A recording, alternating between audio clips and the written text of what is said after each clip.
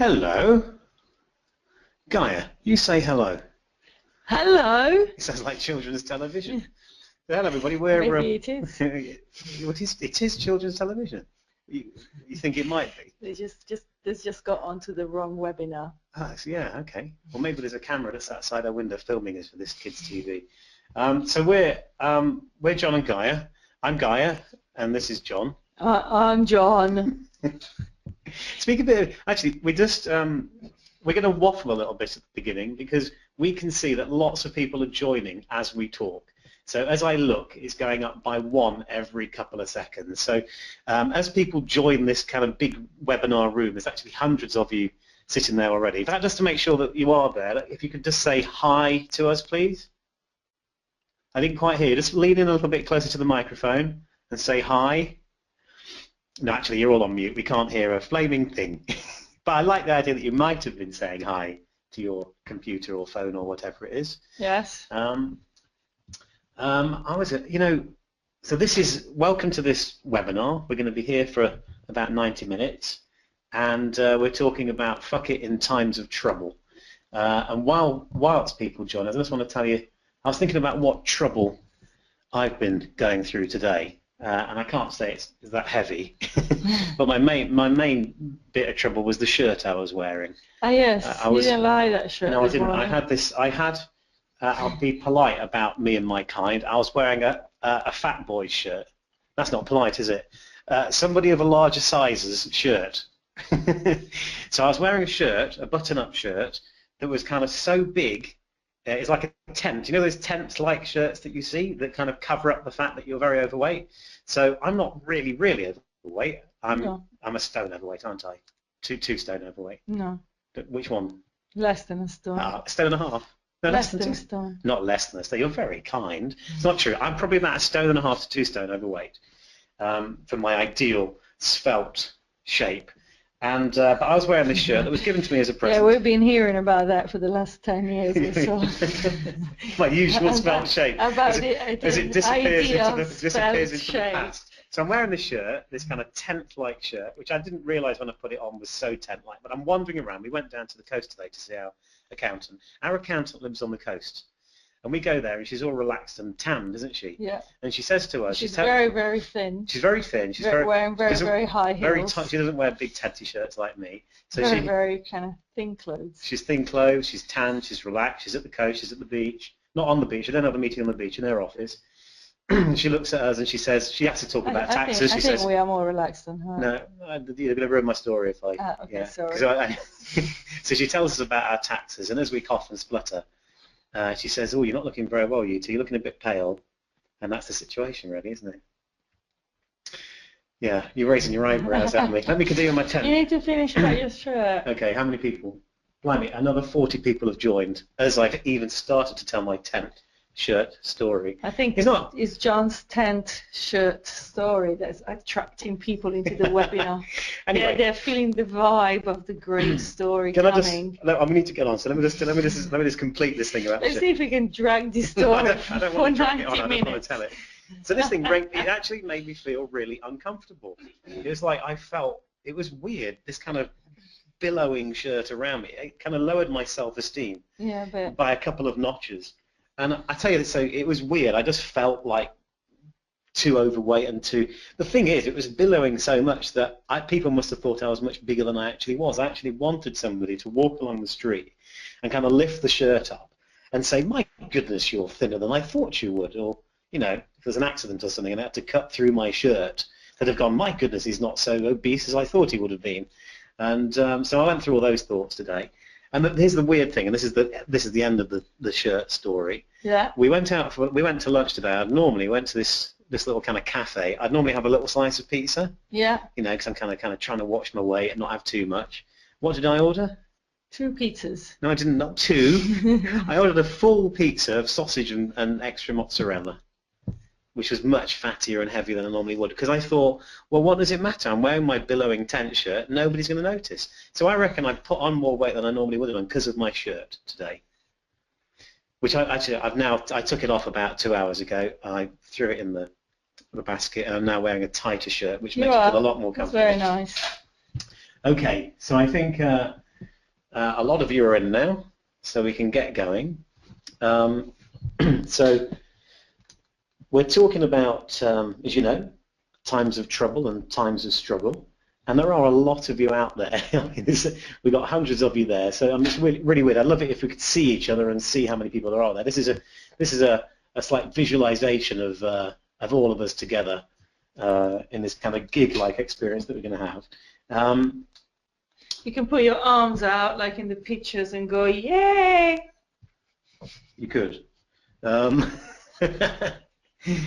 tell you what we're going to do. We're going to introduce the webinar in a second. We just wanted quickly to give you an introduction to us, because we're aware that we've got lots of friends, people that know us that are on this webinar, people that have been following us for a while. We've also though got quite a lot of new people. We can tell this, and quite a lot of people have come through Facebook and Twitter, etc., and so are new to the kind of fuck it thing. So we're going to do a very, very quick introduction or background to us. So as you know, we're John and Gaia, and we are husband and wife, and we're talking to you live from Italy. And we first said fuck it when we said fuck it to our jobs in London more than 10 years ago, and we came here to Italy to set up a retreat centre, actually on this hill that we're sitting on now. It was called the Hill That Breathes. So we set that up, and within a year we realised that saying fuck it to things was actually very therapeutic. You know, this phrase that was out there already clearly, we realised it could be very therapeutic. As therapeutic, in fact, as meditating and sitting in a psychotherapist's couch for hours. So we ran our first fuck it retreat 10 years ago, and it's pretty much to the week that we ran it. I think it was either late June or July in 2005 that we ran our first fuck it retreat. And I wrote the first fuck it book, which was Fuck It, The Ultimate Spiritual Way, later that summer, so just under 10 years ago, and then for about a year after that, fiddling with it. And since then, that first book was published about a couple of years after that, and since then the books, so there was more than that book, there's Fuck It Therapy, there's about 5 books altogether. The Fuck It books have sold more than 500,000 copies. They're in 22 languages, and we're still here, and we continue to teach Fuck It and Fuck It retreats. Fuck It around the world. We teach Fuck It retreats here in Italy, and we do weekends in London and Ireland. Actually, you do one in Galway, don't you, every year? Yeah. And so that's it. We spend our lives, when we're not on the beach, and I was exaggerating there, we do go to the beach quite a bit, doing this kind of thing, helping you guys use this irreverent philosophy, this phrase, this irreverent therapy to work things out and feel better and feel freer. And enjoy your lives more. Yes. Introduction over. So the function of this webinar. Now the function of this webinar is twofold actually. We mentioned this in the emails. We wanted to give you a juicy taste of our e-retreats. And you can see that we've got this e-retreats header on the slides, which we're starting to do more of.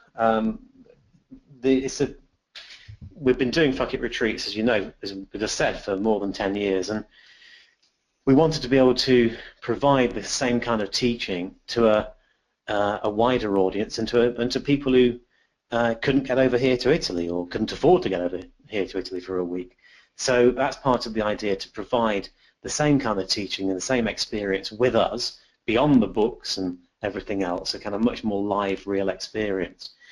So we created this idea of a day-long retreat, which will normally be on a Saturday, sometimes a Saturday and a Sunday, so that you can do it from anywhere. You can do it from home, you can do it from a cafe, you can do it from the moon if you want. So that's the first thing, to give you a taste of what these e-retreats are going to be like, that we're going to be doing more of. The second function of this webinar is basically to give you as much help as we possibly can in 90 minutes, to pack as much juice and advice into this as we can, so that even if you never did an e-retreat or a retreat here in Italy, or you never read one of our books, you'd get a heck of a lot of value and benefit just from this webinar, just from the next, whatever it is now, 85 minutes. We want to give you as much as we can in this time. Please, by the way, do stay for the full 90 minutes, or if we go over a little bit longer. Right at the end, we're going to do a meditation, which we're calling the fantastic closing meditation. So I hope we live up to that expectation.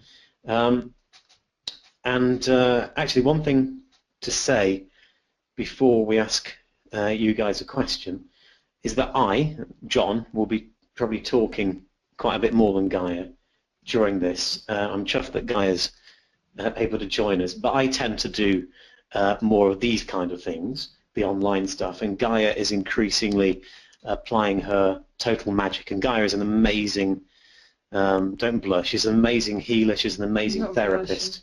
So she's applying more her magic to teaching the retreats and the weekends in London and Ireland. So she does a lot more retreats than I do, for example, and I do a lot more of the online stuff. She also, I mean, so Gaia's got a kind of, I don't know what to call it, a large group of people that follow her from retreat to weekend, and also she looks after quite a few people on, you do one-to-ones, don't you? Yeah. A few live one-to-ones that you do in London, but just for a small group of people, but mainly through Skype. So Gaia does Skype one-to-ones as well.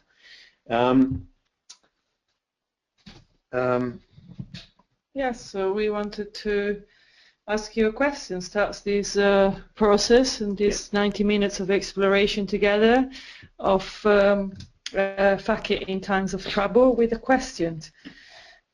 Are you currently going through times of trouble? So that's the question for you. Okay, so what's going on for you now? Is it a difficult time for you? Are you struggling at the moment? And if that's not happening for you now, then do you remember how it was when you were last going through a struggle or some times of trouble? Well, you may not define this as a time of troubles, but there may be something you're going through, one issue, one situation that you may really want to move through and resolve. Yeah, it's interesting this because one of the reasons that we wanted to do this, and I wanted to do this this webinar in particular, is that I've been experiencing some trouble over this winter, and mainly with health. So I kind of had a nasty virus over New Year, which I'll talk a little bit about later on. But during those times of trouble that as I was experiencing, it made me look at all the different things that I do and I can do, including using Fuck It. And so I wanted to share, part of this is I wanted to share some of the things I found and the ways I dealt with that. And that's one thing to say, because I'm now health-wise, I'm pretty good and doing pretty well. And I mean, before we came on here, we were outside watching the sun go down with the boys on the trampoline. It's kind of an idyllic scene. So things feel good now. But it's important for me, and this is why we're asking these questions. It's important for me now to get in, not to go into a downer, but to kind of feel that sense of what it's like when we are struggling. And it actually, one that's interesting is I think it happens for a lot of people. It makes me a lot softer, a lot more compassionate when I'm in that state. I mean, I get the feeling, Guy, you might even say I'm a nicer person when I'm struggling a bit. Is that right? Would you admit on air? No, there are some things that come through about you more when you are dealing with trouble stuff. Yeah, there are. There's a softness. So I'd like to just get into that a little bit for myself now and kind of contact that softness and sympathy, because a lot of us struggle. Some of the time, a lot of us struggle, quite a bit of the time, but life can be tough. And this webinar is about things we can do, quick things, deeper things, to really help in those times, and also to kind of get some things sorted in our lives where we're kind of ready when things become a bit tougher, if and when they do, to kind of work that out. So, okay, there's another question, didn't we? Next question then, how did you do? Not how do you do, how did you do when you were going through those times of trouble, or how are you doing now if you're going through a struggle now? So how did you do? Did you feel alone? Did you really struggle?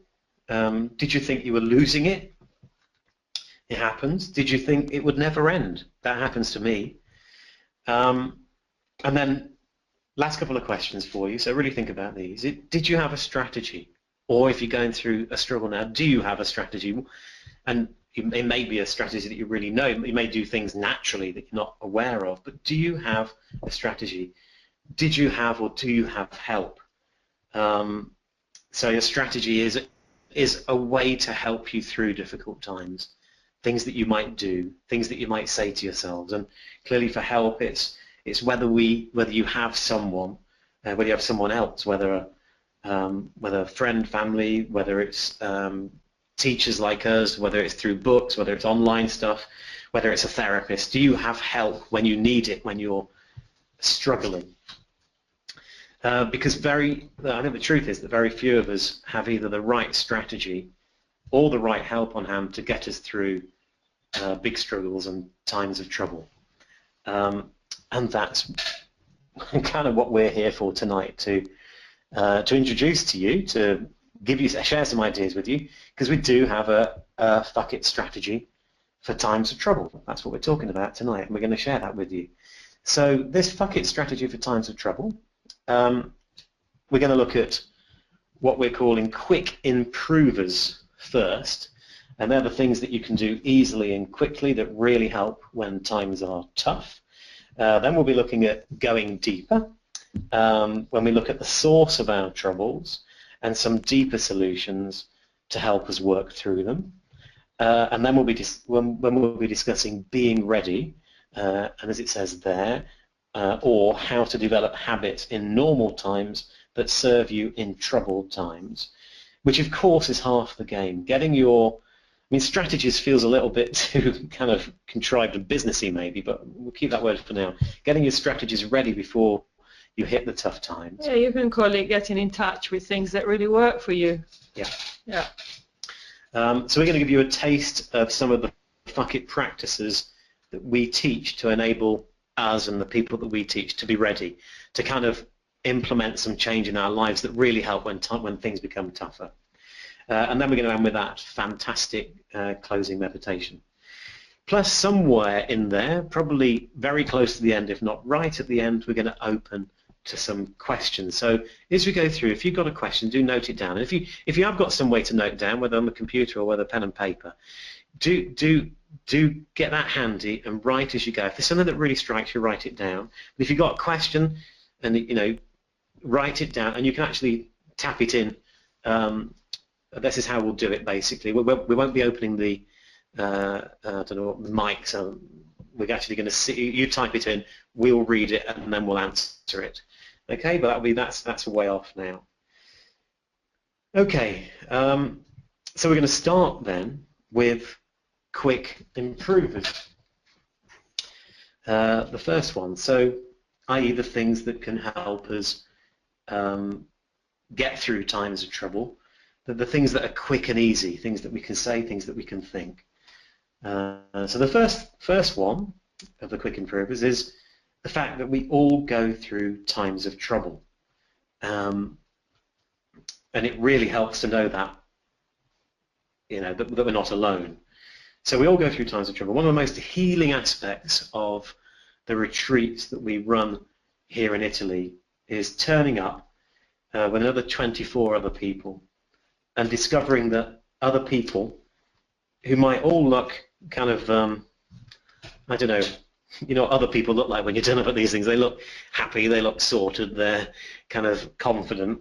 But then you soon find out that they have their stuff going on, they have their trouble, and it's usually not dissimilar to your trouble, the stuff that you've got going on, and you really see that we kind of all share this thing.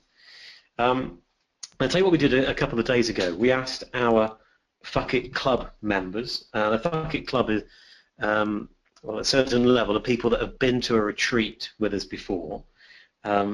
So we asked them to share with us some of the troubles that they're going through at the moment. We didn't ask everybody because we'd have had 300 emails rather than I can't remember how many we got, 30, I think. So we asked them to share some of the troubles that they're going through at the moment. And the reason, I'm going to read some of those out in a moment, the reason I want to read these out and share these is because this does demonstrate this point, that we we all go through shit. We all go through difficult times with one thing or another. And it can really help to remember that and to hear from other people who are struggling. I mean, you don't get this so much in daily life. You don't go into the office. I mean, the truth is, if in the office you did go there and people were very open and said, I'm really going through shit at the moment, it's terrible, I'm having trouble with money, I'm doing this, my health's awful, you know, blah, blah, blah. If people, you know, were able to express that, you'd see that people are going through the same thing as you, but we don't see that. We often only see it in, I don't know, well, we see it in the retreats where we do encourage people to share. That's part of a retreat, that we share what we're going through. So let me look at my little, I kind of printed them all up, these emails, and I've just highlighted a few. So what we got? First one is about stress. So these are just emails that people have written to us, usually starting, Dear John and Gaia. So this one's a short one. I am really stressed at work because there is so much to do to prove I'm worth keeping and so little time to do it. Okay, that sounds hard. You can probably feel a little bit stressed just hearing. Yes, yeah, we will hear it. Yeah, hearing you may maybe notice that. Yeah. Dear John and Gaia, I've been struggling with my relationship for over a year. I feel stuck inside it and unable to leave it at the same time because I like my partner and it leaves a big void. We enjoy each other's company in general, but I don't think we bring the best out of each other. I'm not sure it's love, and I avoid commitments like holidays until the last moment. Totally stuck. So far we got work, we got relationships. Dear John and Gaia, so nice I can share this with you. I'm out of work at the moment. I'm 55 and I'm an actress. At this age, the parts don't come that easy. It makes me feel depressed and down. I worry a lot about the future, about money. I'm trying to think my way out. So I'm thinking a lot about it, but that doesn't help either. I love acting. That's really something positive. And then love. Her name. I'm not giving any names here for obvious reasons. So that again is about work and about aging. Money. We've got one about money here. The money area of my life is still stressing me out. When I trust that all will be well, it isn't, and I struggle. I borrow more money and limp to each payday. But then I make an effort by applying for better jobs, trying to secure freelance work, etc. I get disappointment after disappointment. My dilemma is to try to trust or somewhere in between. I'm stuck. So that's the second time we've heard this thing of being stuck, isn't it? Which we talk a lot about actually in Fuck It Therapy, this book we wrote, and also the e-retreat that we're going to be talking about tonight that's coming up. We talk a lot in that about being stuck. So this one's about, well, we'll see. Lately, I have really been struggling with feelings of inadequacy again. I've been single for a while now, so I'm starting to worry about never meeting anyone ever. I just came back from holiday and almost felt invisible, as kept comparing myself to the friend I was with and how much attention she was getting, and I wasn't, blah, blah, blah. Okay. Hi, John Gaia. And I'll just pick a bit out of this one because it's, well, I am struggling with the overload of information that comes into my inbox and my Facebook feed and Twitter and LinkedIn on a daily basis. How do I say fuck it to social media when I rely on it for business? And she also talks about, this is a lot about the kind of clutter and the struggle around us, so much happening, which I can really relate to. I have too much clutter in my house because I have too much stuff and so on. So you really feel that struggle with this kind of stream of stuff coming in from that, and I think a lot of us would relate with that. And the last one I'm going to read, and this is me reading, maybe this is me writing, no it's not. I'm getting fatter and fatter, more and more unfit, and I'm not sleeping enough. I can't seem to break the cycle, or go to bed earlier, or eat better and less, and do some exercise, even though I know it would make me feel much better. And I really get that. And part of my trouble over the winter getting sick was partly through not kind of looking after myself before, I think, so I really get that. So you see, it's hard to read some of that stuff out. Most of us do have our times of trouble and our times of trouble. We do, you probably do. So, yeah. I wanted to add a thing about this. We're all in the same boat. Yeah. Because when we are in trouble, we look outside and everyone else seems fine. And I think it's really important to start realizing that everyone has got vulnerabilities. And this is not about them being weak. It's just that we all have vulnerabilities, and most of us tend to go around trying to protect them and not show them. And that's why we look around and it seems that everyone is fine apart from us when we're not feeling well. And to start just remembering that we all have vulnerabilities, and sometimes when people are really kind of sharp and seeming, making an effort to make it look like everything is okay, sometimes it's just they are protecting their vulnerability. And for me, it really helps to remember that we all have vulnerabilities that we're protecting, because it makes us go a little bit softer about ourselves and about others, and it makes us realize that we really are all in the same boat. We really are all dealing with our own stuff, and there is a place of connection to our own difficulties and feeling a bit less lonely in that. So you were going to say the phrase here. Yeah, well, for each of these, we're going to give you a little fuck it mantra. Fuck it, we can't go into detail about anything today, really sadly, but fuck it really helps. It really adds something to whatever we say and whatever we think. It strengthens it, it pushes it. So whether we want to let go, whether we want to go for it, in this case, to realize something, when we kind of let go and realize we are all in the same boat. So we're going to add these little fuck it mantras to each of these points. So in this case, it's fuck it, we are all in the same boat. To realize that is very powerful. So say that when you're struggling, it does really help. So one thing to say actually, because we haven't, we've prepared this very carefully, but we don't exactly the timing. We kind of in bits are going to give more detail in a little bit. So I'll keep one eye on the time, but I'm aware that we might run over, or I think we'll probably run over, but let's see how it goes. So the second quick improver is it's often not as bad as we think. And put in brackets there, though, sometimes it is. Now, I know I'm guilty of this. When things get tough for me, I have a tendency to panic and blow everything up. My thoughts run away with me, and I imagine how terrible it will be if this happens, or that happens, or this gets worse, or I'm more sick, or I can't. So, whereas whenever I kind of get through that struggle and trouble, when I come out of it, as I've kind of done in the last couple of months, I usually look back and think, well, it wasn't really as bad as I thought it was actually at the time. It wasn't as bad as I thought it was going to be, was it? One thing that's really worth noticing when in time of trouble, and when something comes up that's difficult for us, is that those troubles have a kind of vortex energy. Yeah. And I think many of you would have noticed that once you get into that feeling, and once you start focusing on that, and once you start feeling that difficulty, that downness, it's like you're being pulled in. And it's really worth noticing that energy, that you're being pulled in, and you can see in other people in trouble that they're just being pulled into this space, and they don't know how to get out of it. And when you notice this pulling, it gives you a little bit more freedom, because you notice the quality of the trouble kind of pulling you in and making it bigger and bigger. And sometimes it's possible to catch yourself while it's starting to happen. And what John is saying is this phrase, or this awareness, is often not as bad as we think, allows you to stop getting so much into this vortex that you end up spinning fast, and then it's really hard, and it takes a lot of energy and a lot of support to come back out again.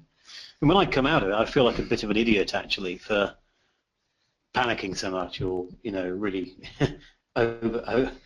over dramatizing it.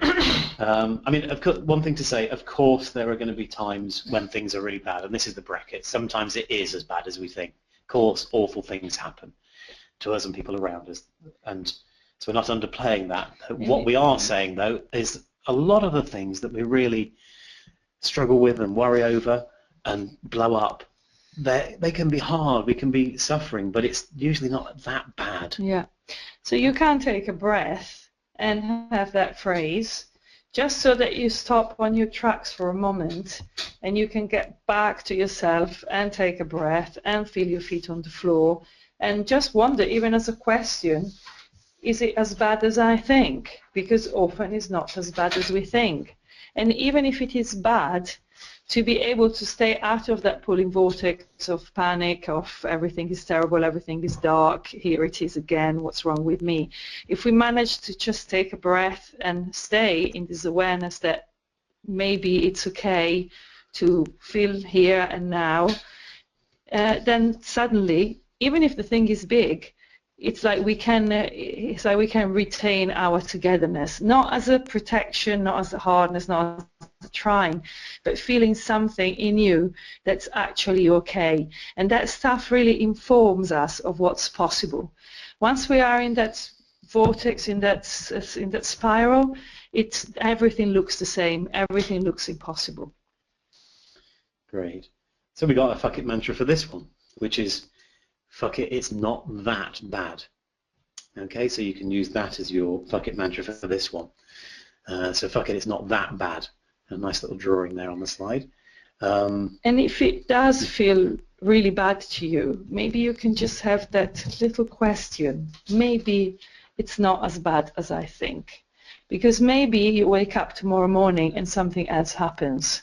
If you just allow that little space to let your head know, have that question, maybe it's not as bad as I think.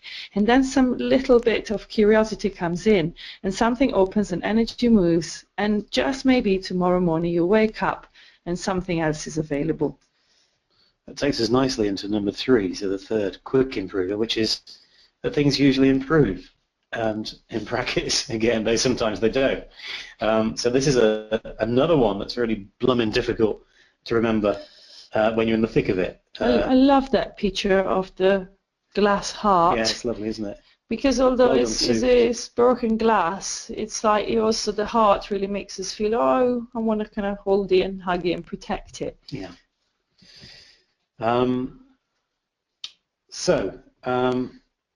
Yeah, things usually improve, and even when it's pretty nasty, things do usually improve. In fact, those clouds often have a silver lining. And we sometimes see that bad and troubled times actually really helped us in one way or another and led us on to something that we wouldn't have otherwise got to. We've heard so many stories over the years of people. The classic thing is talking about redundancy, how redundancy saved people's lives and took them into a new thing, and they wouldn't have ever got there without that, or an illness is often there as a teacher, that it created a huge space for them to leave their job and do this and that. So really, when bad things are happening, when we're struggling, it can often lead to something very interesting. Okay, so this is about things, the fact that things usually improve, and again, I'm guilty of this one. The first memory I have of this happening to me was when I was at school and I had bad flu. When I was at school, I don't know what happened, I was throwing up something in class, and my mum came and picked me up and drove me back home. And when I was in the car, I felt absolutely terrible. And I remember thinking, oh my God, I am never going to get better. I imagined my whole life with this kind of feeling of nausea and these flu symptoms. So it's crazy. I mean, how ridiculous is that? But there's still some of that in me. So I mentioned this, I was pretty unwell over New Year. I had a really nasty virus that really went to my lungs. And apart from me being your average man and blowing these things up as you do, and apart from me thinking I was actually dying as I coughed my lungs up during those long nights, I couldn't actually imagine myself ever getting better. It's crazy because I know what I'm like. I knew it was this crazy thought, but I still had the thought that I would always be like this, that my lungs would always be affected and I couldn't breathe. But the body heals and things usually improve. Things usually improve, and they have for me, as they do for many others. And of course, sometimes they don't. Sometimes they get worse. And I hate this one, but maybe the light at the end of the tunnel is a train coming the other way. And I don't think factually that the darkest time of night is just before it gets light. I think factually the darkest time of night is midway through the night. And again, like the other kind of in brackets thing, we have some ideas for such times a little bit later. So for now, use this quick improver because it's true. Things usually improve. And to sum up that as the fuck it mantra, this is fuck it, it'll get better. Even when you've had an accident that puts bandages around your whole body, like our little character there. Okay? So, fourth and last quick improver, and then to the slow improvers, the deeper side. So what's it like now? What do I have to do? So what's it like now? What do I have to do to simply get through today? So we save the best till last because this is the one I use every time that for me things get really tough. Because the temptation always, for me at least, is to project our pain and our worry and our anxiety and our panic well beyond what's actually happening.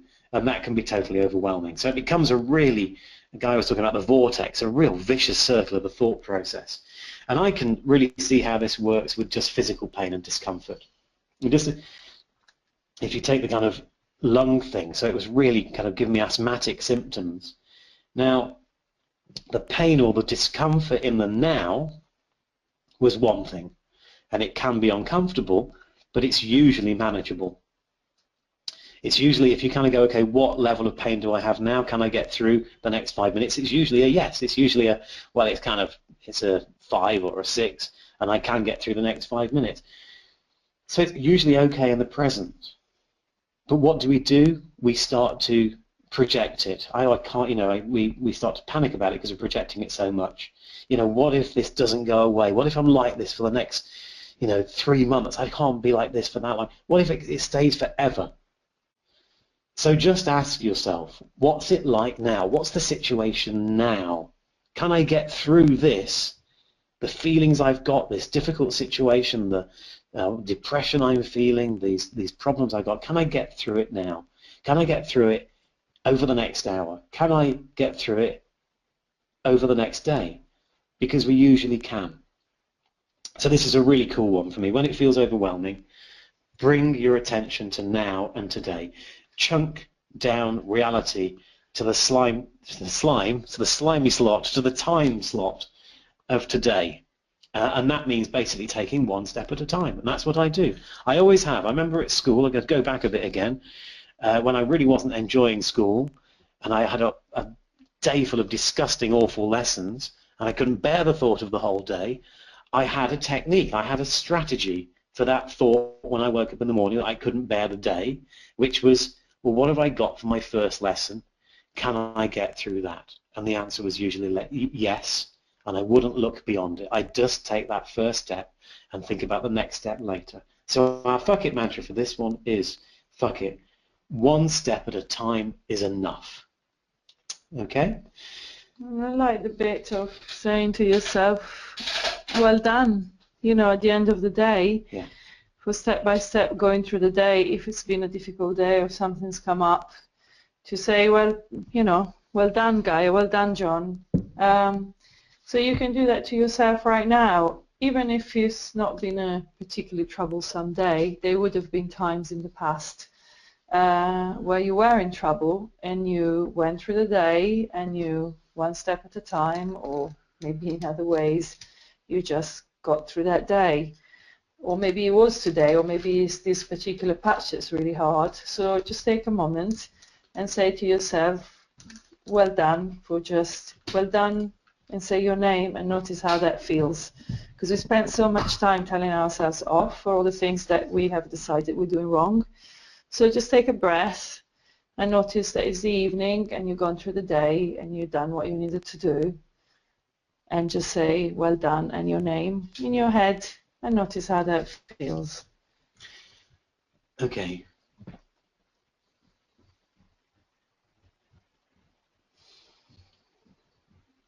And if that makes you take a deeper breath, just enjoy it. Okay, so we're going to be going deeper. Just before we do go deeper, or we indulge in going deeper, we'd first like to add another improver that's a great link between the quick stuff and the slow stuff, and it can be very deep, which is about how to relax and worry less. Okay, so this will lead us into the going deeper. We said that part of the reason for this webinar is to give a taste of our e-retreats. Well, in one e-retreat that's coming up, which is called Fuck It Therapy, it's coming up in 10 days. We spend a full 90 minutes, it's a 90-minute module on this very topic of how to relax and worry less. But for now, we're just going to get a quick taste. Yeah, Gaia, we're having a much longer meditation at the end. Yeah. But as we're actually experiencing stuff while we go through it, let's have a few minutes to feel a little bit of coming down, going into the body and relaxing. And just let yourself take a couple of deeper breaths. How to relax and worry less.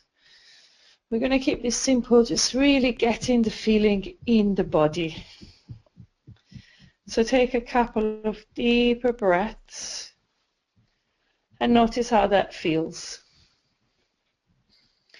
Sometimes we've just been going fast through the whole day, and to be able to have a moment to notice that it's pretty much done what you had to do, and you can just be here.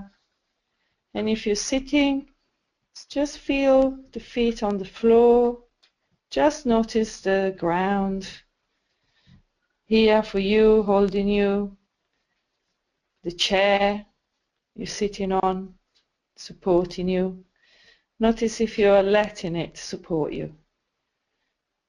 How would it be to let that chair hold you and support you 10% more? What would your body do when it hears this? And notice how it is. The body does it by itself to give in to the chair 10% more. And for the feet to really let the ground be there under your soles. Be there a little bit more, holding you a little bit more. And then notice. It's amazing because when we give it space and time, the body does it by itself. The body is 7 times slower than the speech. So we need to just give it time. And then I'd like you for a moment to connect to a place that makes you feel really well. It's usually a natural place for people. And as you imagine it, or even remember the name of the place,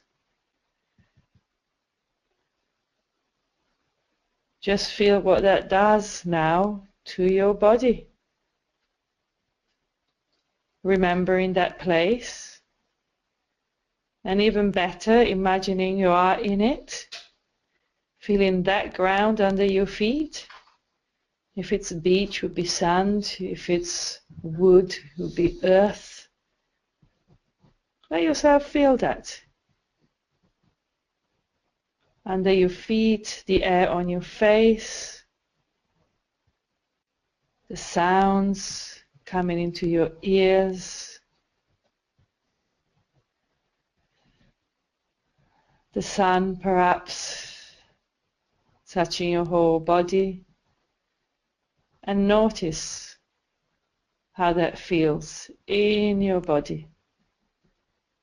Notice what's happening next in your body.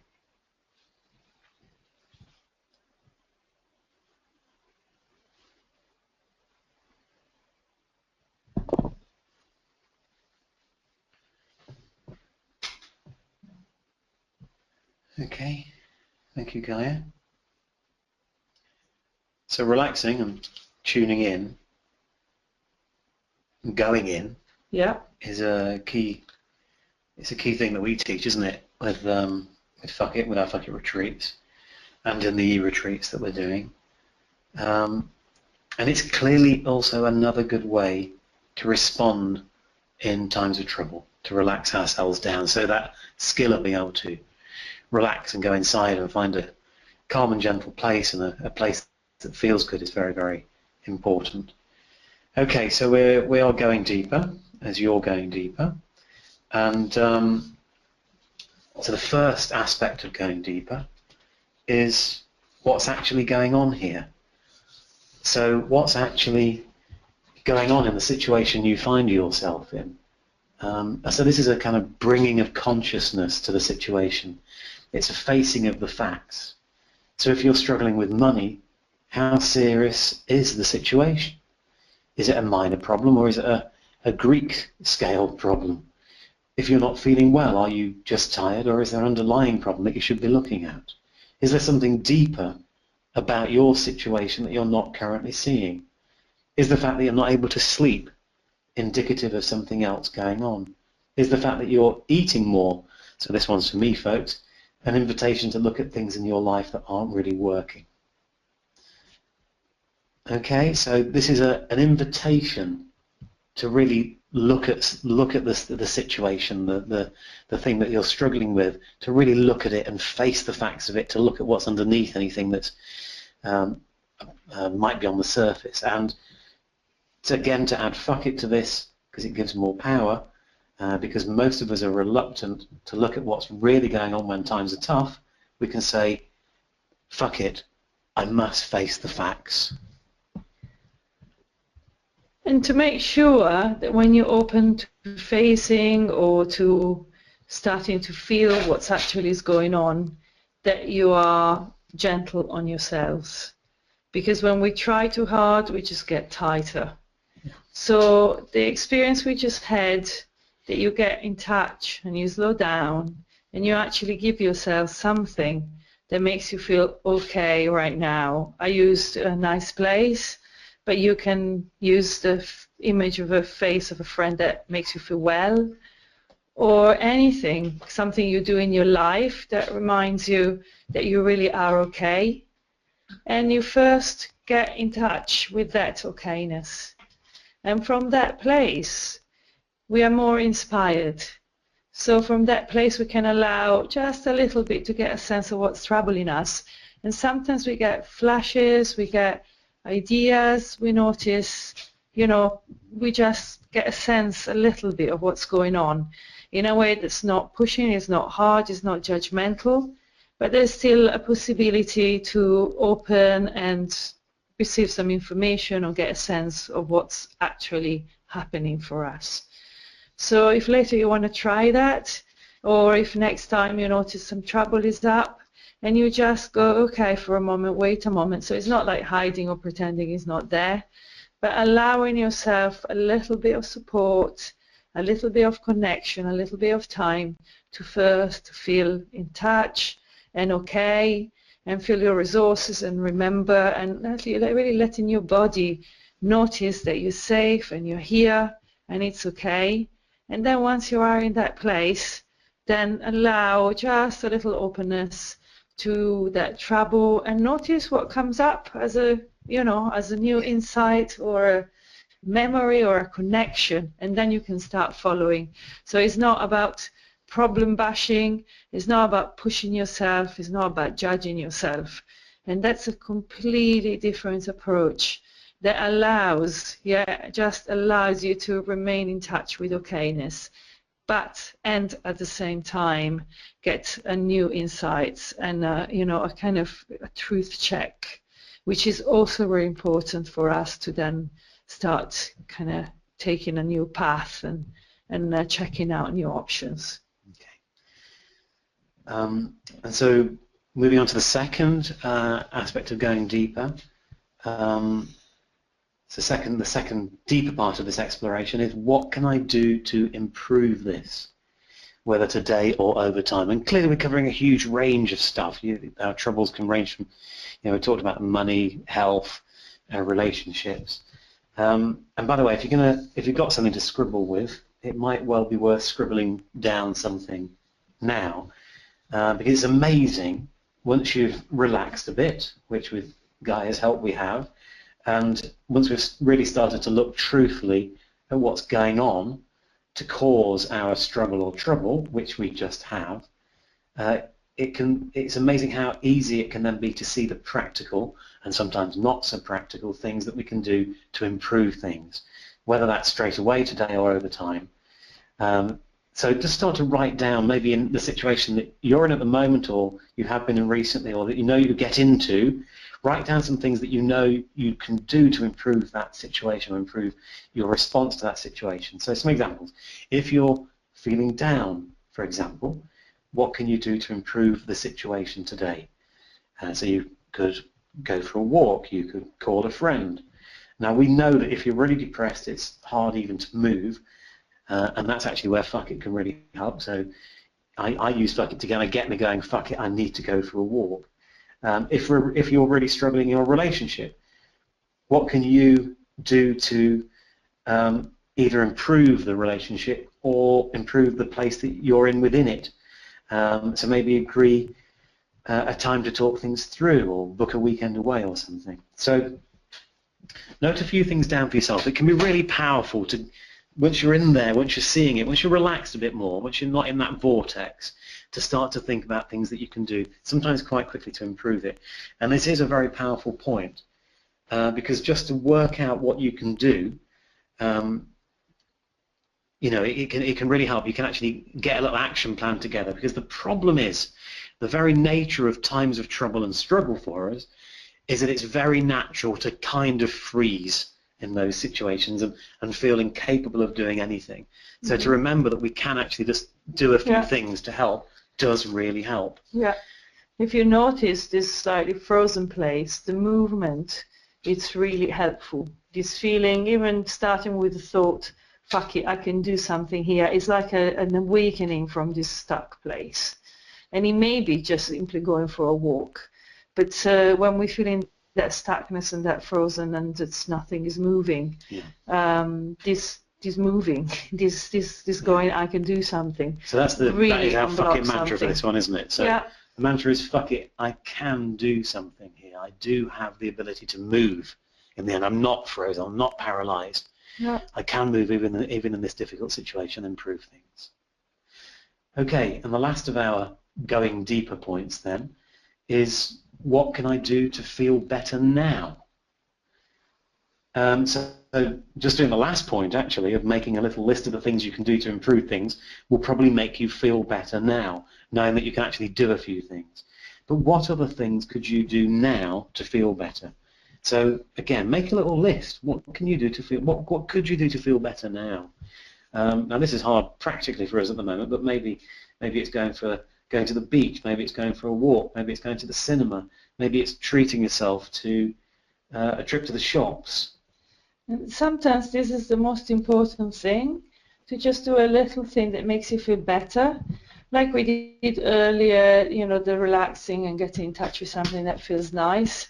When we do something that makes us feel a little bit better, so it takes us out of that spiral, when you feel a bit better, it's like things start flowing on their own. And then we start getting guidance, new things start happening. So it's like sometimes it's getting the ball rolling or rolling in a different direction, even with something really small. Seeing a friend, have you noticed, like maybe you're having a really difficult patch and you just spend some time with a friend you really like, and then suddenly it's like, oh, things are not that difficult. And then you start noticing new possibilities. So to allow and starting to know those things that make you feel even a little bit better, and really making a point in connecting to those and in creating those. So John said practical things like walking and going to the cinema, and you can have also small things like breathing, or looking at something that you really like, or finding a nice feeling in your body and making sure you spend a little bit of time feeling how nice it is to have your toes on the floor without your socks on, or that lovely warm feeling you have in your tummy. I mean, it's different for each of us. In each moment is different. So there's many things that you can actually choose to connect to or to do, big or small, and usually small ones are enough, that are going to make you feel a little bit better right now. And this is taking us into the area of kind of doing what we love. Part of Fuck It, we teach people how to get in touch with what they fancy doing, what they like to do now. So, I mean, I've just been finishing a book called Fuck It, Do What You Love. So it's how to do what you love now in the very present and the short term, but also do what you love, you know, as a habit, and if you sometimes, if you want as well, to make a living from doing what you love.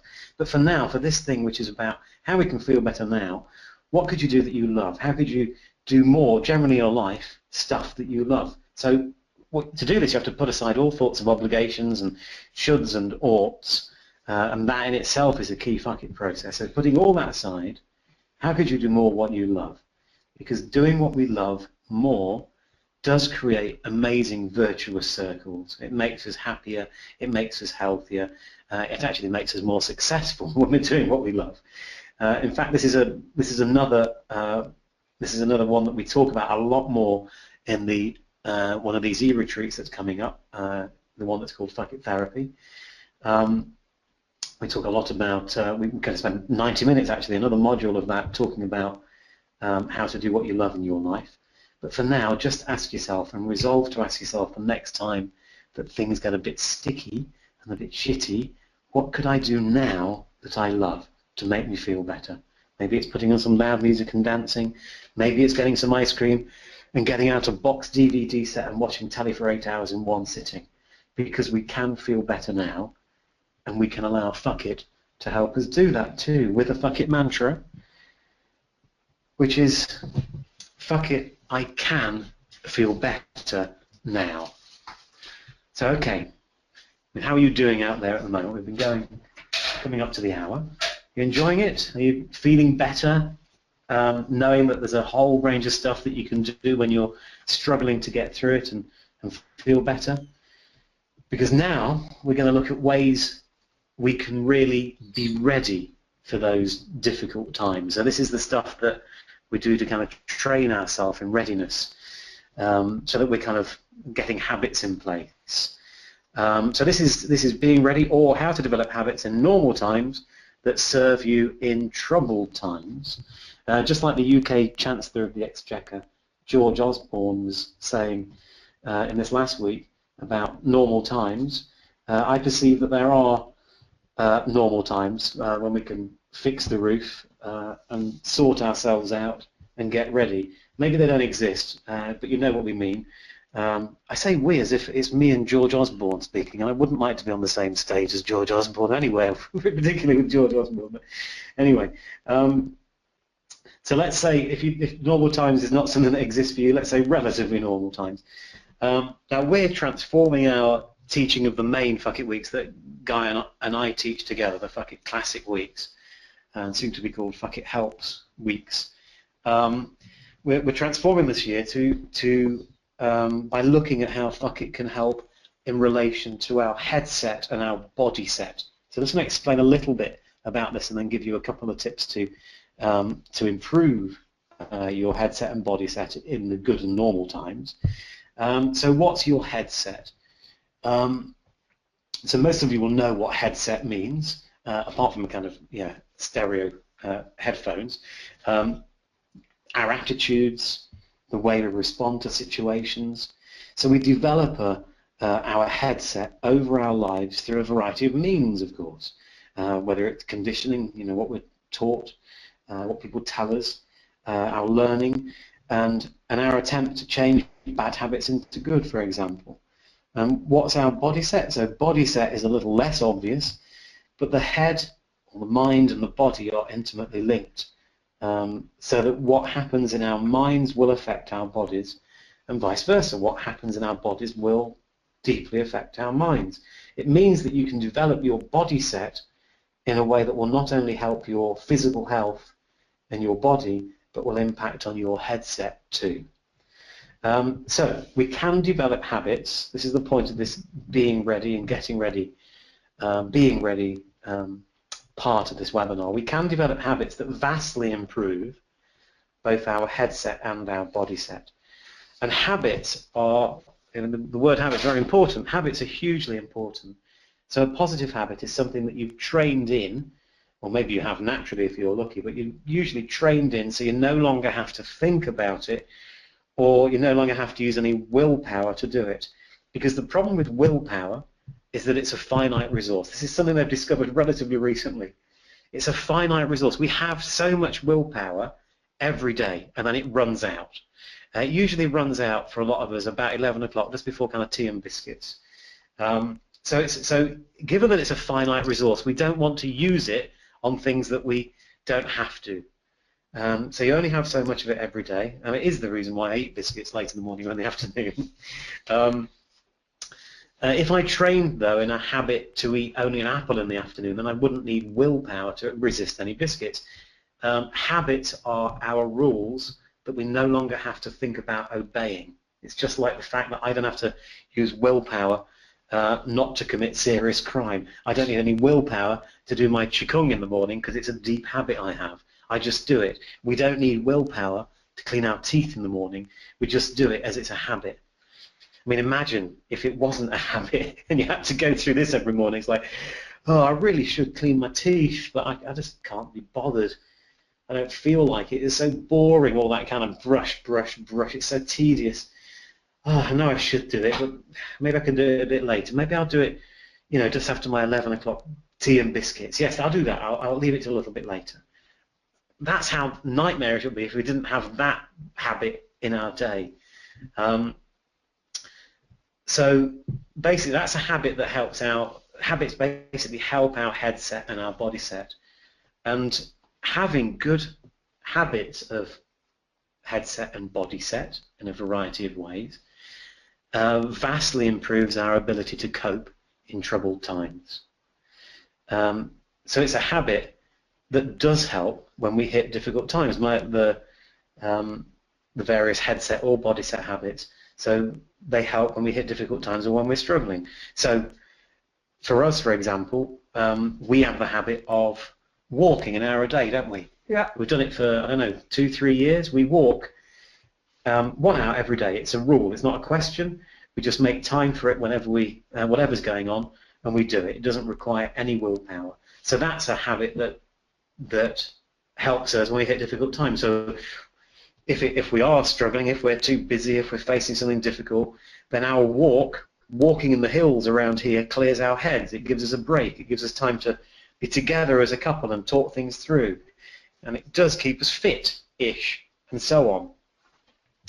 And all those things. So, I mean, by the way, walking is a headset and a body set habit that helps us. So all these things help in times of trouble, you see. So we're going to basically give you, because time is a passing, we're going to give you 2 ideas to improve your headset and your body set. So here's a little taster. I mean, we do lots of stuff. We spend days talking about how to do the headset stuff and the body set. We train in qigong, meditation, etc. We're going to give you really quick tasters. That's the point of this webinar. So a little taster. 2 ideas to improve your headsets. Idea 1. Okay, we're going to bookend the day. Idea 1. When you wake up, say thanks for stuff that you're grateful for. And I do this. It's brilliant. Because even if you're feeling a bit middling or down, you still have to go, I'm grateful that my legs work. I'm grateful that it's sunny today. I'm grateful that my boys are sleeping soundly in their room. I'm grateful that I have a job to go to. So whatever it is, you do a little list of things that you're grateful for, and it's a fantastic way to start the day. Idea 2. At the other end of the day, the other end of the day, congratulate yourself on how well you've done that day. So you can look in the mirror when you do it if you want. That's what some people recommend. I don't. I just say, well done, John Boy. I call myself John Boy when I'm speaking to myself. Well done, John Boy, for getting your 3 things done today. I always have 3 things to do. Well done for not eating those biscuits this afternoon. And well done for running that webinar with Gaia this evening, and so on. So basically, I mean, if you came out of this webinar with just implementing those two ideas or those two habits, one at the beginning of the day of being grateful, of saying thanks for things, and one at the end of the day of kind of patting yourself on the back and congratulating yourself on what you've done and what you've achieved, then you'd see a difference in your life. And you'd see a difference in how you cope in times of trouble. Okay, so next, a taste. Two ideas for the body set. So this could already be a daily practice that you have already, that you make sure you do every single day, like yoga or meditation, or some form of exercise. But here are a couple of ideas if you don't already have something or if you want to add something else. So the first one, and we've mentioned this already, but go for an hour's walk every day, like we do. And do this, as well as the walk. If you can, swing your arms more than you normally would. Bring your arms up higher and kind of flop them down. So you're kind of flapping your arms around. I mean, if you're walking a lot in public, then maybe don't do too much. They look like a wally. But this is really good for getting energy into the arms. A lot of Qigong exercises, this energy form that we teach, involves basically swinging the arms and getting energy into the meridians in the arms, which then allows energy to flow around all the meridians in the body. So basically walking around with your arms moving more than normal gets the energy flowing in the body, as well as the energy that's flowing because of just walking and doing some exercise. So it turns walking into Qi walking. Idea 2, Gaia. Yeah, another brilliant way to improve your body set is to get in touch with something that feels good in your body. So the best way to improve your body set is to be in your body. It's quite hard to shift body things without being there. And when you go into your body, just look for something that feels really nice, or even a little bit nice. Even if you're not feeling great, there's always one bit, one spot, one place that feels nice enough, even if it's your left toe. And you can do that now. Use this exercise later, use it every day, use it when things are difficult, use it when people are difficult around you. Just go into your body. If you're on a chair, sometimes maybe just feeling sitting on the chair or feeling the feet on the floor, and then noticing one bit in your body that's feeling nice. There is actually specific explanations as well. That's how the sympathetic nervous system switches onto parasympathetic. When we get in touch with a lovely thing, there is all this softening and calming down and coming down into the body. So let yourself notice it now. Great, thank you. Okay, the last aspect of being ready, before we move on, is having good help that you can access. So this might be people that you know that can help you when times are tough, either friends or family or therapists or coaches, the people type, not the bus type, but also teachers like us that you can access through books and events and online learning. I mean, it's hard to tell how many people turn to our books again when times are tough, but we do know that we have hundreds of people who, when they're struggling, they come to a Fuck It weekend or a Fuck It retreat here in Italy, or they book a one-to-one session with Gaia, or they access one or other bits of our online teaching. So we're here to help, basically. We're here to help the Fuck It way. All right, so what time is it? Nearly 22. We're probably going to go to the meditation in a few minutes, and then after that we'll have questions, I think. Yeah. So we'll probably get to pretty much close to the hour as we finish the meditation. But just before we go to that fantastic closing meditation, we did say that one of the functions of this evening was to give you a taste of these new e-retreats that we're doing and talk a little about those. So let's talk a little bit. We ran our first e-retreat on Saturday the 25th of April, which it's Liberation Day, isn't it, here in Italy? Yeah. I thought it was quite nice, because the title of that e-retreat was Fuck It Therapy, which is about freedom and liberation, so it was kind of appropriate. That's the first one we did on that day. We're going to be doing basically other e-retreats this year. We're going to be rolling out quite a few of these, kind of put them together over the summer. But that one was so powerful, and so many people that did it kind of said how much they liked it, that we're going to be doing an encore of that on the 27th of June. So that's in about 10 days' time. So this e-retreat is a full day's teaching. that basically we kind of broadcast out adjusted to your time zone. So if you are the other side of the world, then it kind of goes out at your time to kind of go out through the day. And it's split into 4 modules, which we've mentioned a little bit during this webinar, but I'll go through very quickly now, just so you can get a sense of what the whole day is. So the modules are 90 minutes each. So as you can see on the slide, the first module is about saying fuck it to worry. We talked about this. So it's how to get things in perspective, and it's some real detail on how to relax and stuff that you can really take away and use straight away in relaxing you down. So how to move from worry to calm, basically, and that's a full 90 minutes, just this one. The second module is about saying fuck it and doing what you love. Again, we just mentioned this. So it's not doing what you love just at the weekend, but all the time, and how to work out what you love, how to do it more, how to find more time to do what you love, and how basically to reduce the stuff that you don't like in your life. The third module is about how to attract into your life whatever you fancy.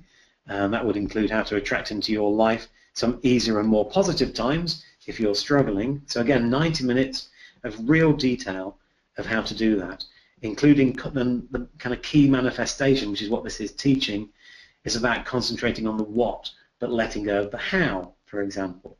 And the fourth and last module is about how to use fuck it to be free, in which we explore how most of us are in a prison in one way or another, and how we can escape that prison and be free and light in our lives. So this e-retreat on the 27th of June, which you will be able to listen to on a replay if you can't make it live, is a real chance to dig deeper into some of these fuck it strategies that we've been exploring in this webinar, both for times of trouble and helping to attract in the good times again. So if you haven't already clicked on our site to see how much that would be, because it is on the site, well, when we ran it in April, it was priced at 117 euros, which is about £85 or $132. But we're going to be offering this one next week for 87 euros. Lots of figures here, but 87 euros, if you're in Britain or the US, that's about £63 or $98. I got that price off the internet yesterday, so that's pretty recent. So this time it's going to be about 25% less than it was. But we're also going to add something special for all of you who are listening to this, and it's just for you guys. So we're currently preparing a series called How We Said Fuck It, which is me and Gaia's full story about what we've gone through over the last, well, it's actually pretty much from our childhood, isn't it? And how we use fuck it along the way, especially recently. So it's a series of emails, 2 a week for almost a year, that take you through our story, and it includes many, many tips about how to use fuck it in various circumstances, just like we did. So it's kind of top tips on every single subject you can imagine based on our experience. So we're going to be having that on sale for 52 euros, and that's yours when you sign up for next week's e-retreat. And lastly, but not leastly, and again, just for those of you listening to this, after seeing the huge response to the subject of fuck it in times of trouble, and it has been, we've got hundreds of people listening to this now, and we reckon in total, because there will be a replay of this that we send out to people, we reckon that there's going to be 1,000 people listening to this in total. We're also going to run a full day's e-retreat on fuck it in times of trouble in August. So we're going to put that together over the next however long that is, 2 months, and do a full day's e-retreat on that. So that's in August. That will be costing 87 euros. And if you join us for next week's e-retreat, you'll get access to the August one on us. So that's for free. As I say, it'll be on sale for 87 euros. So do join us next week, and I mean, if you basically just go, I think most of you have been to our site, so to sign up, all you have to do is go to our site, which is on the screen coming up, thefuckitlife.com, www.thefuckitlife.com. You click on the calendar, so you go to the calendar, and the calendar is where you see all our retreats and UK weekends, and you'll see Ireland for next year in a few months' time, and that's where we're going to be putting the e-retreats as well. So on there you'll see the e-retreat, which is the kind of space guy floating in space. Just click on that and you can get all the details of the e-retreat, and you'll see the book and pay now button on there. So it's dead easy. You just fill in the little form and you pay by credit card and it's done. Now, one thing to say before we go into that last meditation is that you won't see any details of what I've just been talking about, of these offers, on that page. And that's because that page is available for everyone to see, but these offers are only available to you, those of you who are listening to this webinar. So when you pay that €87 for next week's e-retreat, it's next Saturday, we'll note down here, so you've no need to worry that you're not going to get these various bits. We'll note down here what you're getting extra, and we'll make sure you get it. So as well as getting that e-retreat next week, you'll get the How I Said Fuck It series, which is worth €52, and then you'll get the other e-retreat in August, which is this subject, Fuck It in Times of Trouble, which will be costing €87. Right.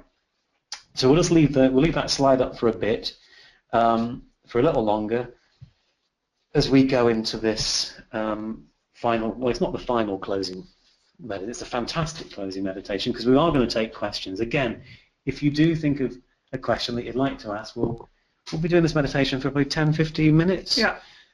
So note down your question or type it into the box, and then we'll save it up and answer it in 15 minutes time. And so the idea of this closing meditation is to bring together all the fuck it ideas that we've learnt today in this webinar in a way that the benefits will go deep, and in a way that you'll go back out into the world calmer and more able to cope when there's troubled times. So get really comfortable where you are. If you're sitting, let your body really allow the chair to hold you. Feel your feet on the floor. Let your back be held by the backrest, which means that where your body is touching the backrest, you go there with your awareness, and you really enjoy the feeling of that backrest touching your back. And you really allow your whole body to take the support of the chair. Let yourself notice how the body does it by itself just when it becomes aware of the contact. And of course you can also lie down for this if you want. And if you really relax and occasionally you drift a little bit, that's okay. You still hear what we're saying, whether you're sitting or lying. You can get really comfortable and enjoy the sound of my voice and our voices, and feel how lovely it is to have nothing to do. Oh, thank God for that. And just be comfortable. And there is really nothing to do. And you don't need to worry about what you're going to remember. You'll remember what you need or how you can use this in your life.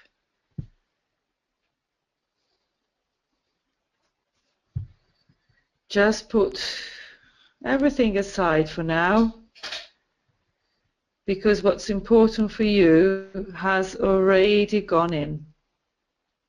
And the benefits are already happening.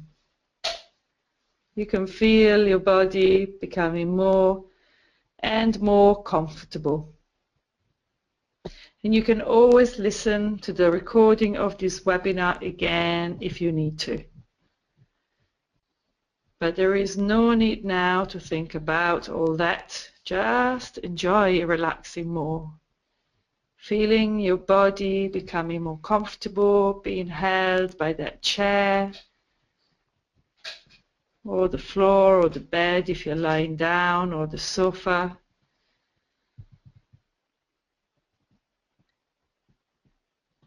Just enjoy relaxing more. Feeling in your body more. And that increasing relaxation will manifest itself in different ways for different people. Some of you might have noticed that your breathing is deeper and slower. Some of you might have noticed that your limbs, your arms, your legs feel heavier and very comfortable. Maybe your whole body feels a little bit heavier, warm and comfortable. So you're actually starting to feel really good. You see, you can access good feelings whenever you want, if you just take the time and the space like you're doing now. And maybe notice something in your body that's feeling particularly good. Maybe it's lovely and cozy and warm. Maybe there's some energy there and tingly and alive. Maybe you notice something that feels has got more space inside your body. And this taking time and going in and feeling the floor and the chair and the sofa and allowing your body to relax in that is a doorway. It's like a doorway to good feelings. You suddenly realize or slowly realize that there are some good feelings in there you can get in touch with. Notice them inside your body. So you can now imagine again that beautiful place or a new beautiful place. And you can imagine you're walking or sitting or lying there and start feeling it under your feet or under your body. Maybe it's a place you imagined before or a place that you know. Or maybe it's a place in your imagination. It's great to use a place you know that makes you feel really well. You know how the ground feels under your feet. You can hear the sounds.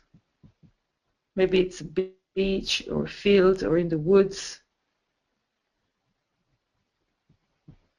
where you feel happy and at peace. And notice how your body feels in that place. Does it feel more relaxed or more alive?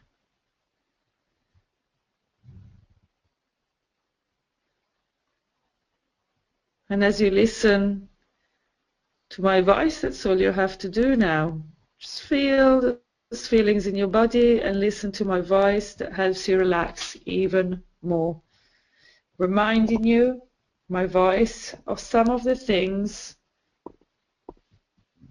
that help you be ready for when you're struggling. And when you're actually struggling, even though that feels so far right now, even the idea of struggling right now feels quite far, and that's wonderful. Because right now you can just stay in touch with those lovely feelings in your body and that relaxation. And that's one thing to remember, that you can find a peaceful place within you, even when you're facing difficult times, just like you're finding it now. So we've talked about quick and easy things that you can access when times are tough. Remembering that everyone has times of trouble, that it's not just you, that everyone has vulnerabilities and they're fine. Remember that it's often not as bad as we think, and that we normally see that afterwards anyway, So you may as well wonder in the moment, as things may be difficult, it's probably not as bad as I think.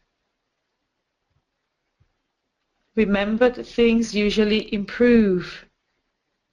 And again, we tend to see that only afterwards. So we may as well remember it while we're going through the experience and noticing how that changes it.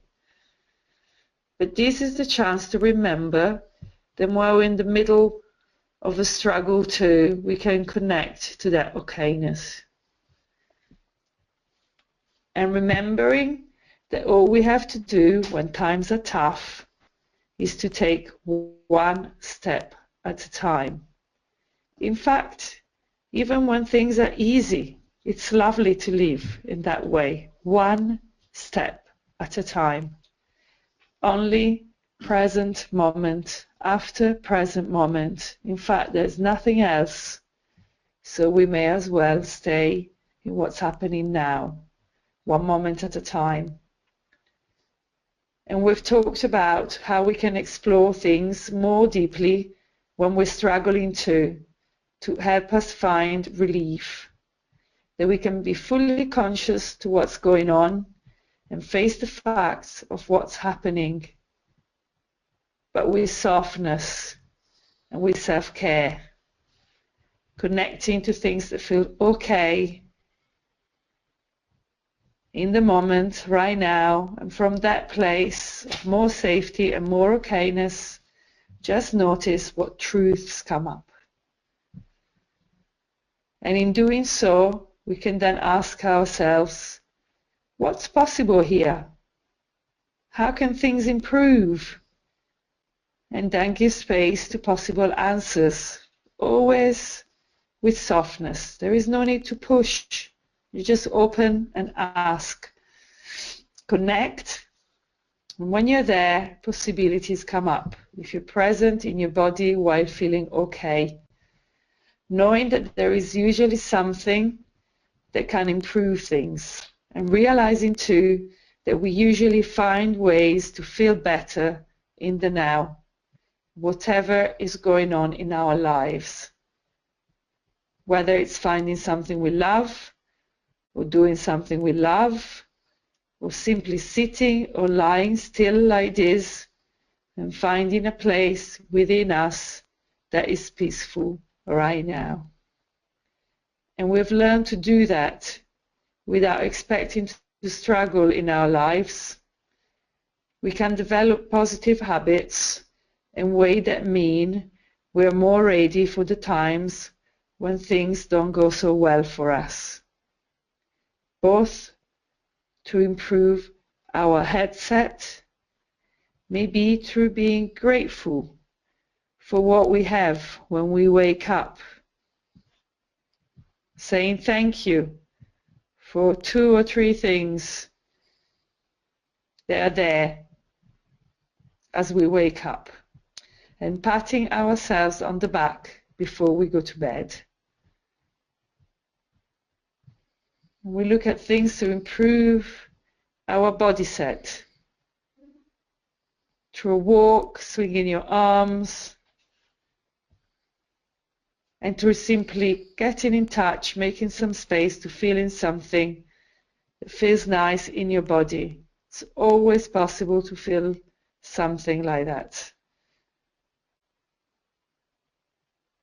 And from that peaceful place that you're now, I'd like you to imagine a time in the future, maybe tomorrow or soon after, when you are in a situation that is causing you to struggle, just a little. It's not a big thing, but something that's a little difficult for you or a little annoying. It's trouble with a small t, not a capital one. Maybe you're commuting and it's very busy, or you're late for a meeting. Choose something and see yourself now in that situation, but starting to use some of the things that you've just learned. Maybe choose one that really struck you as helpful for you. What is it that you say to yourself now while you keep feeling that okayness and relaxation in your body? When you use that one thing that really felt useful for you, what is it that you think about now? How do you get in touch with an okay feeling that then spreads to your body and reminds you that you're okay?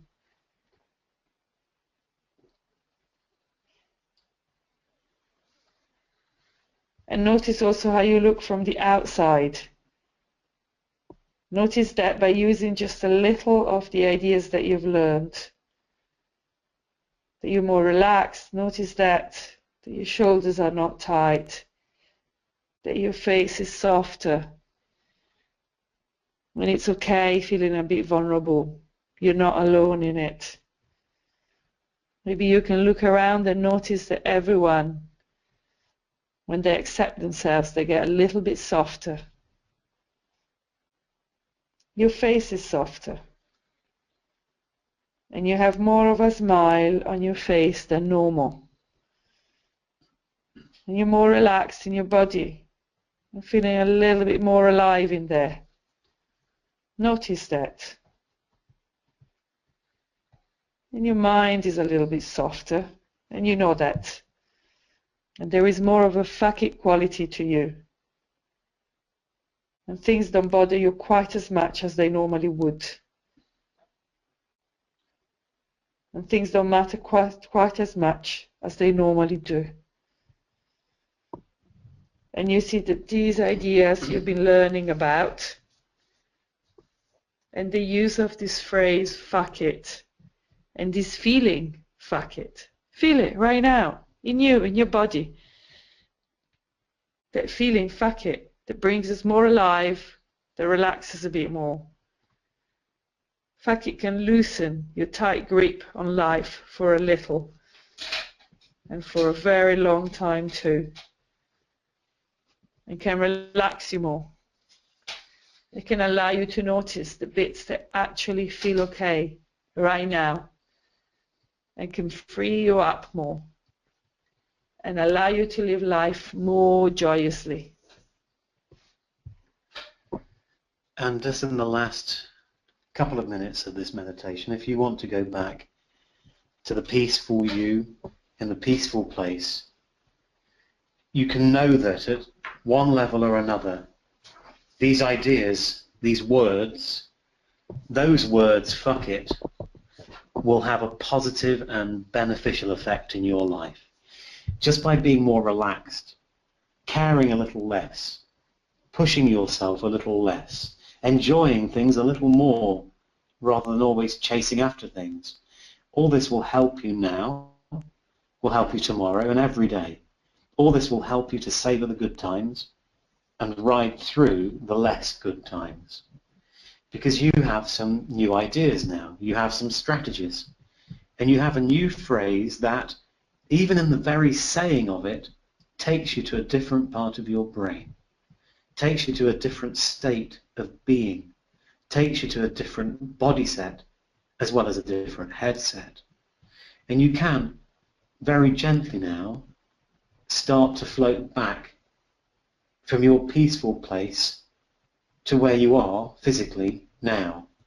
Do that gently, so that you're coming back to your body here, in the now, and you can retain that sense of relaxation and calm, and the full and deep knowledge that something subtle has shifted.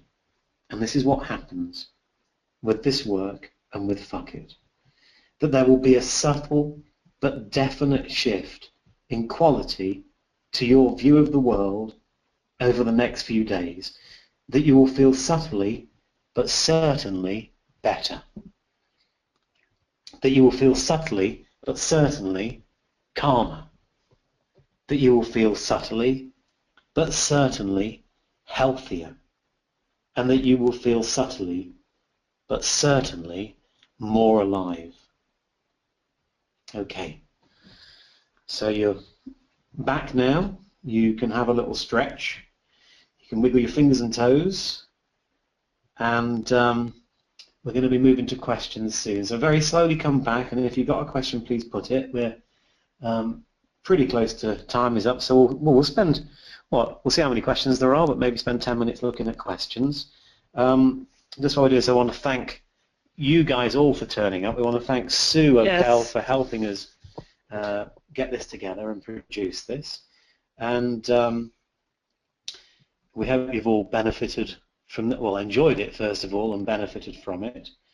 I was just thinking, I did see a question earlier about that e-retreat. Somebody was saying how long those offers are available for. That e-retreat is next Saturday, and those offers that I mentioned earlier are available up until that next Saturday. So you can sign up and book any time between now and then. Remind people that the e-retreat is recorded, so they can listen to it another time if they can't on Saturday. Yes, it's true. Thanks, Gaia. So yeah, it will be running, kind of playing out at different times depending on your time zone, starting at 10 o'clock. But you will get, if you sign up, you will get the recording, and you can listen to that whenever you want. When you want, yes. Sometimes people listen to it many times, or they can't do the day, and they listen to it a different time. Yeah. Okay. How about questions? Yeah, give us a few questions. Okay, let's see. So there's still a lot of people here. I need to open this box. It looks like Sue sent us some. Wait there, I've got a scrolling bar here. Just have a look. So that's too early a question. In fact, I may have to leave part way through. Well, they're already gone now, so we don't want that one. Yeah. So no, go lower because those were technical questions. Okay. So, Gaia? I'm just struggling to, just looking through it. Okay, so what if I can't attend the e-retreat? No, that's technical. Oh, is it? So yeah, bang those questions in. We're reading quite a lot of stuff here. That's why we're going quiet, because we're reading through quite a few messages, but they're mainly kind of practical questions, and we're after some questions. No,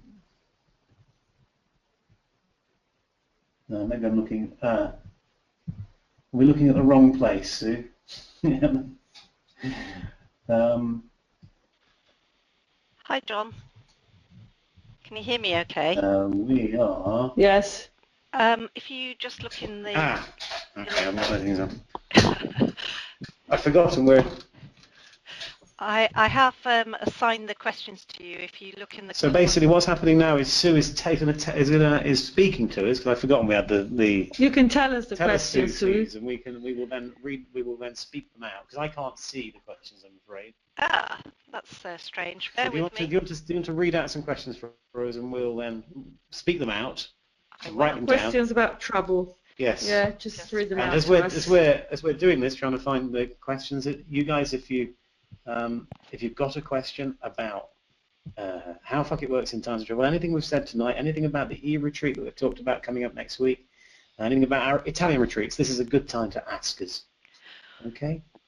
Okay, let's start with this one then. Any tips for super quick fuck it fixes for times of imminent stress, e.g. presenting or about to face a difficult person in a meeting? Something no one would notice you're doing if in public would be good. Yeah. Okay. A couple of things. I mean, a lot of the stress that we feel in those situations when we suddenly get stressed about something is related to it really mattering. So it goes right to the heart of fuck it, this does actually.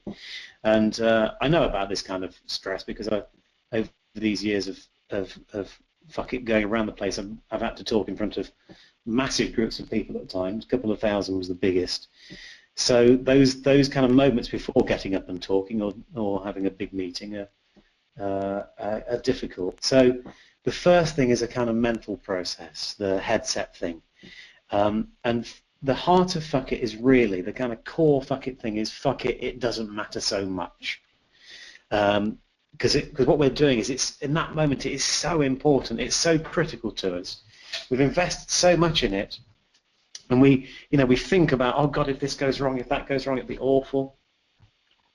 So what I do is I go through a process of saying to myself, fuck it, it doesn't matter so much. Fuck it, I'm just going to enjoy myself.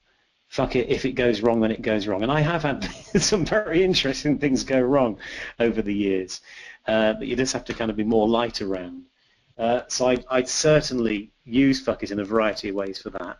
And in terms of a physical thing, an exercise, I mean, I do Qigong before I go and do any form of talking, and I mainly do a lot of, because tension really builds up in your body.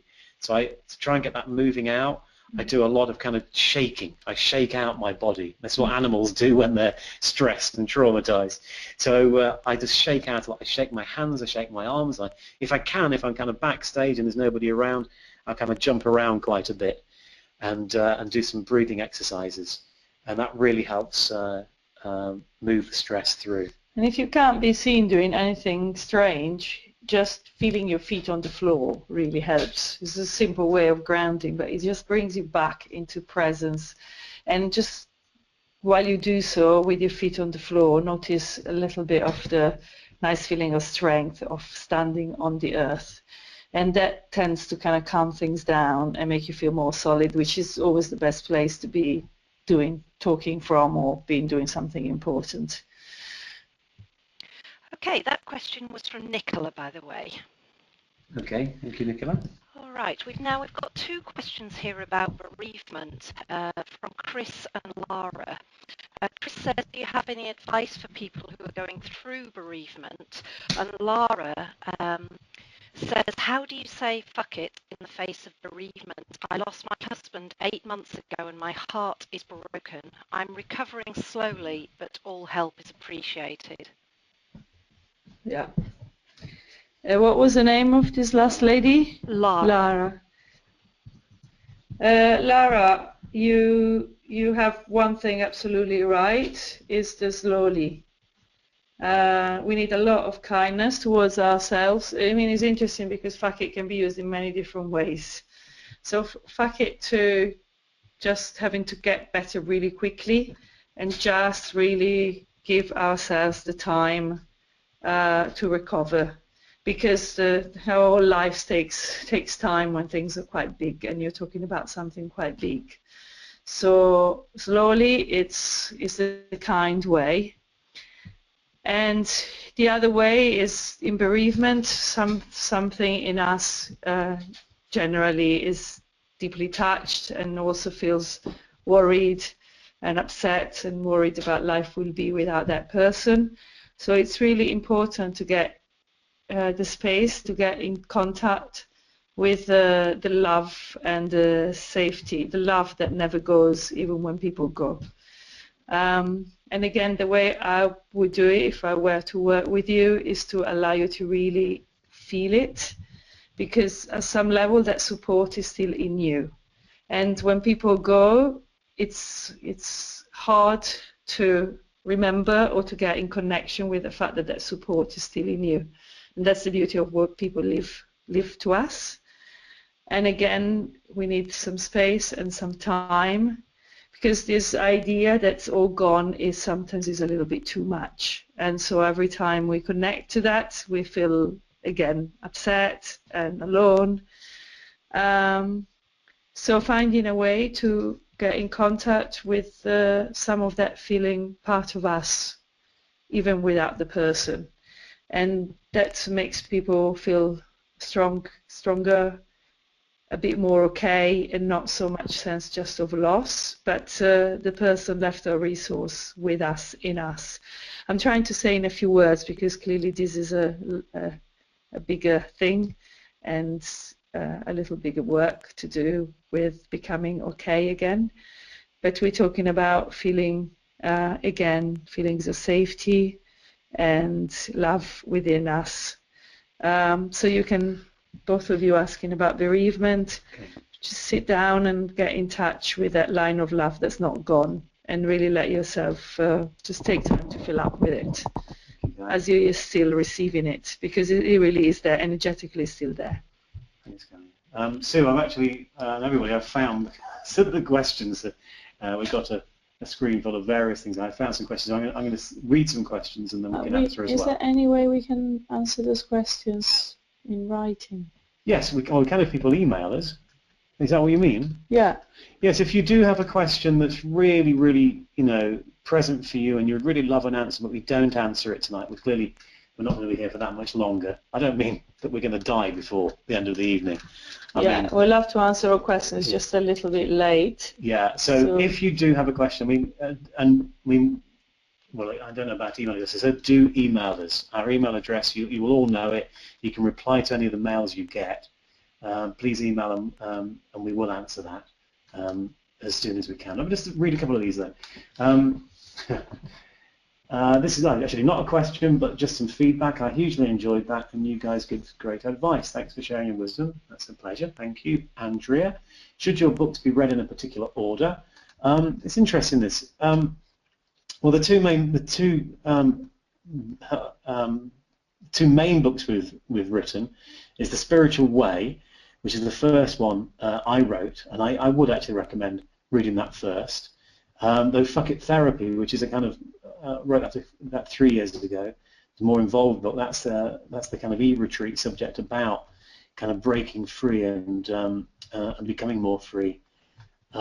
Is an in-depth process. We wrote that after teaching for goodness knows how long, 7 years, I think. And I've just submitted and written a book, as I mentioned earlier, called Fuck It, Do What You Love, which is out in January. And then you've got these other books, Fuck It Is the Answer, which is one you can open randomly to get an answer if you ask a question. Okay, love the meditation, thank you. How do I say fuck it to bipolar? Maybe we can write something about that. Okay. But partly fuck it is about realizing that patterns are not, we're not slave of patterns. There's quite a bit of this in the fuck it therapy. Yeah. And sometimes it just can stop us on our repetitive steps. So with something like bipolar, to have this fuck it thing in mind when we see things escalating or being dragged into a certain sensations or repetition, we can say fuck it, and sometimes it's possible to kind of stop things from moving in a direction that's not helpful for us. Yeah. So this is just like a quick thing. Yeah. So I'm answering the question then, wasn't I? So thank you. Yeah, no, thanks. Pleasure. Okay. Another question. How can I deal, this is from Alex, how can I deal with pressure from others and society to be conventionally successful with a proper job and a family? Thanks for the great books and webinar. This is a kind of key part of Fuck It, isn't it? Because, well, actually, there's two, what I've realized is there's two competing things that most of us have. One is this desire to be free and do what we like, and there's lots of really good songs written about being free and doing what we love, and there's lots of good films as well about kind of getting on a motorbike and riding off and doing what you like, that kind of real rebel, do what you like in your life. So we have this real strong impulse to be free and not to be chained to the ideas of what other people think we should do or society thinks we should do, or get on the housing ladder, or be on the, what they call these, in the rat race, on the treadmill, all those things. So that's a key part of Fuck It, the ability to say fuck it to what others think of us and what they want of us, and to follow our own heart, our own passion, our own desires, no matter what other people might think. The problem is there's another competing fundamental desire that we have, which is the desire to be approved of. And we all want this from very early on. We want people to think we're great. We want people to approve of us. We want people to think that we've done well, and as you say, Alex, to be conventionally successful, to have a proper job and to do well, etc., etc. And even society wants us to be hard workers, not paying our taxes, etc., etc. So there are huge pressures on us if we want to be approved of. And these two things, the desire to be free and the desire to be approved of, naturally compete with each other. So if we want to be really free, and it doesn't mean never doing anything in terms of, it doesn't mean being crazy and going off and dumping every idea, because it might well be that my highest desire is to have a proper job and a stable job and to have a family. That might be my greatest desire. My greatest desire, my greatest expression of freedom might coincide with what society would expect of me, but sometimes it doesn't. And at those times, we can really use fuck it to say it's more important that I do what I like here, that I follow my heart, that I break free and enjoy myself. And notice the ways in which you push yourself to stick to those rules. Because sometimes it's not even so much about others, but we do the whole work of forcing ourselves to stick it. So check if you do that to yourself, and notice what happens if you say fuck it and you don't force yourself. You don't listen to those voices that want from the inside, that want you to do it the same way the others do it.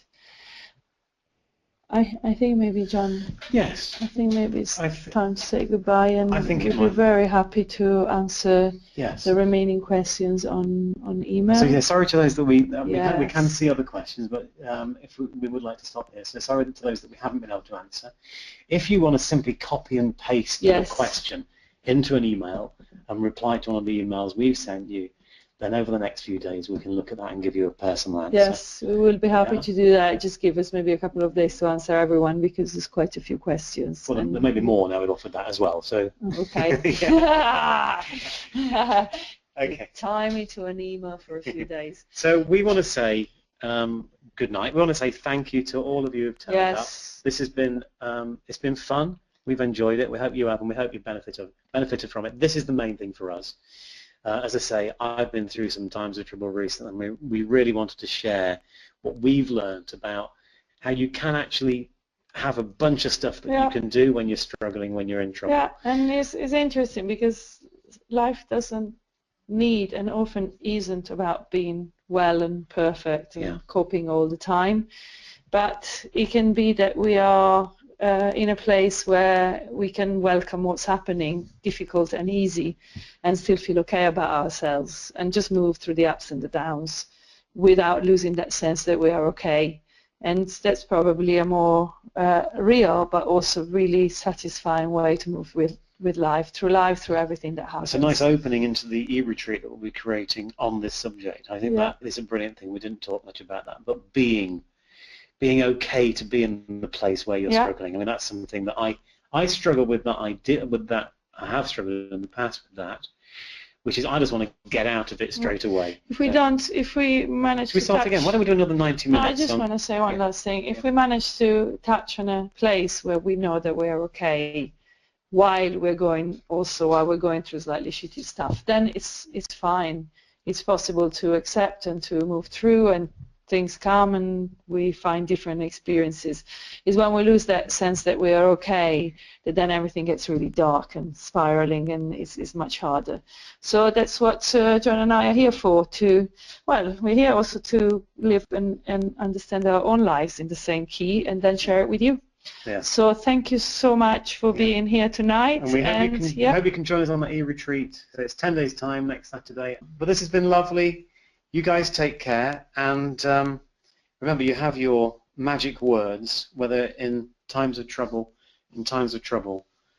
struggle, that's what I want to say, struggle. I've just started to have an idea that I want to go and put my flapping shirt on again, just to feel what it's like to have all the air around me. But you have the magic words. In times of trouble and in times of struggle, do let fuck it help you kind of get through. Be there and get through. And say something really lovely as the last few words. That are like a kind of lollipop, a strawberry and vanilla lollipop for people to take away with them. There's too much pressure. Take away a strawberry and vanilla lollipop into your lives. Yes, they're available at the kiosk on the way out. Okay, thanks guys. Lovely. You take care. Bye-bye.